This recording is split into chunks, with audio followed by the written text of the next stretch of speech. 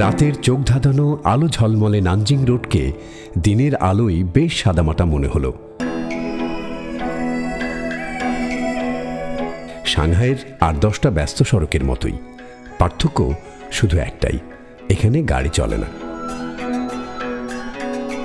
সাংহাইয়ের কেনাকাটার জন্য প্রায় ৫ কিলোমিটার দীর্ঘ এই নানজিং রোডটি খুব প্রসিদ্ধ। উইন্ডো শপিংয়ে অভ্যস্ত পর্যটকেরা নানজিং রোড ধরে হেঁটে হেঁটে কেনাকাটা করতে পছন্দ করেন।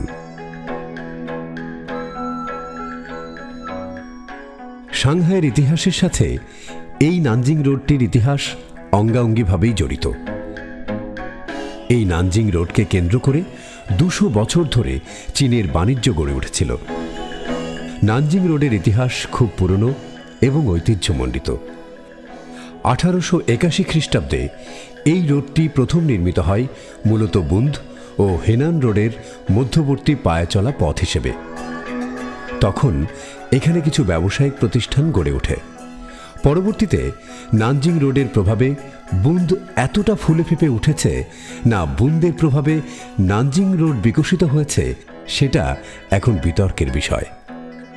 ১৯৪৯ খ্রিস্টাব্দের মধ্যে এখানে যে ৪টি বৃহৎ ডিপার্টমেন্টাল স্টোর গড়ে উঠেছিল, সেগুলো শুধু সাংহাইতেই নয়, ব্যাপক পরিচিতি লাভ করেছিল সমগ্র চীন জুড়েই। তখন আর নানজিং রোডকে কেবল মধ্যবর্তী বাণিজ্যিক এলাকা হিসেবে সীমাবদ্ধ রাখার উপায় থাকে না, স্বীকৃতি দিতে হয় একটি স্বতন্ত্র বাণিজ্যিক এলাকা হিসেবে।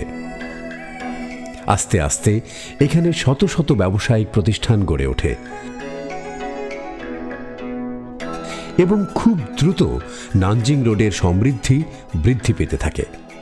পর্যটক ও স্থানীয় অধিবাসীদের বিভিন্ন উৎসবের অনুষ্ঠান উদযাপিত হয় এখানে।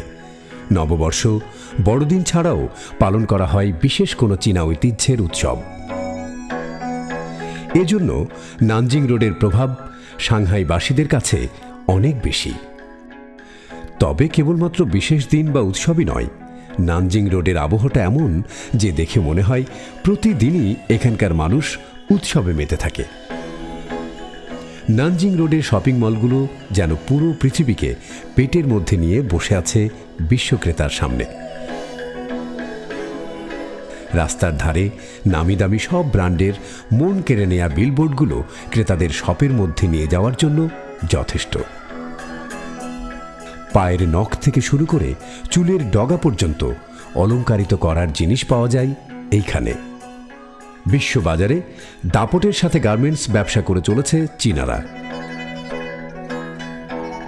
চীনে এসে শপিং প্রিয় পর্যটকেরা গার্মেন্টস আইটেম খুঁজবেন, এটাই স্বাভাবিক। তাই সুপার মলের একটা বড় অংশ জুড়ে থাকে গার্মেন্টস আইটেমের ব্যবসা। সুগন্ধি ব্যবসায়ে ফরাসিদের জুড়ি নেই, কিন্তু চীনারাও কম যান না এই ব্যবসায়। তার প্রমাণ পাওয়া গেল এই দোকানে।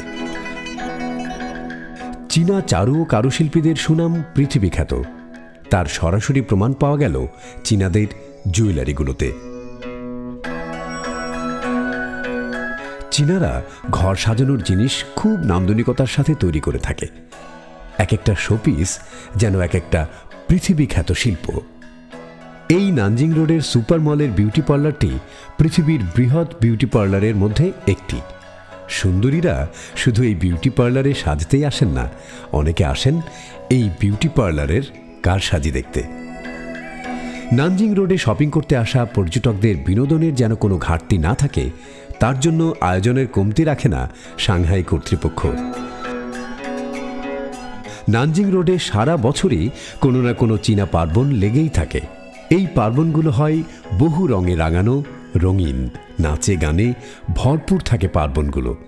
চীনের জনগণ যদিও এখন পর্যন্ত বাড়ির পাশের দোকান থেকে সস্তায় কেনাকাটা করতে পছন্দ করেন, তথাপিও বিগত ৫ বছর ধরে চীনের বড় শহরগুলোতে এই ধরনের সুপার মল তৈরি হবার পর থেকে ধীরে ধীরে বদলাচ্ছে চীনের শপিং সংস্কৃতি। সমাজতান্ত্রিক অর্থনৈতিক ব্যবস্থার অধীনে চীন, তারপরও বিশ্বায়নের থাবা থেকে মুক্ত রাখতে পারেনি চীনের অর্থনীতিকে। আর সেই কারণে এই শপিং মলটিতে দাপটের সাথে ব্যবসা করে যাচ্ছে বিশ্বমানের ব্র্যান্ড আইটেমগুলো। চীনা ক্রেতারা ঝুঁকে পড়ছে বিশ্ব ব্র্যান্ডগুলোর দিকে। এই শপিং মলটিতে আছে বেশ কয়েকটি বড় বড় ডিপার্টমেন্টাল স্টোর। এই ডিপার্টমেন্টাল স্টোরগুলোতে ক্রেতা সাধারণের বেশ ভিড়। সুপার ব্র্যান্ড মলে ঘুরতে ঘুরতে এসে পড়ি শিশুদের স্বর্গরাজ্যে। চলন্ত সিঁড়ি দিয়ে নামতে নামতে দেখা মিলল গ্রন্থকিট দলের। পুরো শপিং মলে বিশ্বমানের সব ব্র্যান্ড আইটেমের শপে ভর্তি, তারপরও বুক স্টলের সংখ্যা কম নেই। বিশাল চত্বর জুড়ে বইয়ের দোকান। প্রথম দেখাতে বই বিক্রির দোকান মনে না হয়ে মনে হলো যেন এক পাবলিক লাইব্রেরি। এখানে যে শুধু বই বিক্রি হয় তা নয়, এখানে বসে বসে বই পড়াও যায়।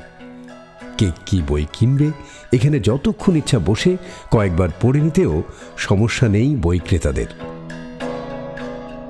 শপিং করতে আসা মানুষজন একটু ভোজন রসিকও হয়ে থাকেন। সে চিন্তা মাথায় রেখেই শপিং মলটির একটি ফ্লোর জুড়ে রাখা হয়েছে বেশ কিছু রেস্টুরেন্ট এবং ফাস্ট ফুডের দোকান। আমরা ঢুকে পড়ি এক নিরামিষাশী রেস্টুরেন্টে। নিরামিষ দিয়ে চীনারা চমৎকার চমৎকার খাবার তৈরি করে আসছে সেই আদিকাল থেকেই। আমরা চীনাদের নিরামিষ খাবারের স্বাদ নিতে থাকি।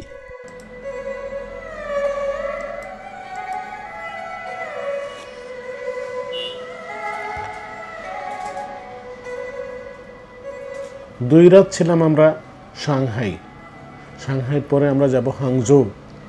পরদিন সকালবেলা আমরা হাংজৌর উদ্দেশ্যে রওনা দিই।